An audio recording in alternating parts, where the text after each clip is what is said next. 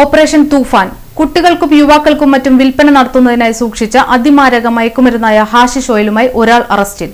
കുട്ടികൾക്കും യുവാക്കൾക്കും മറ്റും വിൽപ്പന നടത്തുന്നതിനായി സൂക്ഷിച്ച അതിമാരക മയക്കുമരുന്നായ ഹാഷിഷ് ഓയിലുമായി ഒരാളെ കയ്പമംഗലം പോലീസ് അറസ്റ്റ് ചെയ്തു. പെരിഞ്ഞനം ആറാട്ടുകടവ് സ്വദേശി പള്ളത്ത് വീട്ടിൽ ഗൗതം എന്നയാളാണ് അറസ്റ്റിലായത്.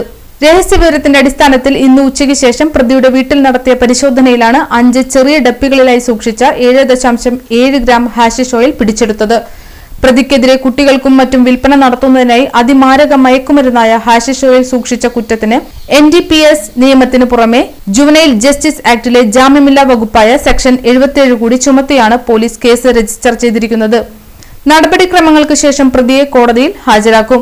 Kaipamangalam police station SHO Biju, SI Ranjith, GASI Vipindas, SCPOമാരായ പ്രിയ, സുനിൽ കുമാർ, തൂഫാൻ സ്പെഷ്യൽ സ്ക്വാഡ് അംഗങ്ങളായ SI Pradeep, CR, GSI Liju ഇയാനി, CPOമാരായ സുർജിത് സാഗർ, നിശാന്ത് എന്നിവരാണ് അന്വേഷണ സംഘത്തിലുണ്ടായിരുന്നത്.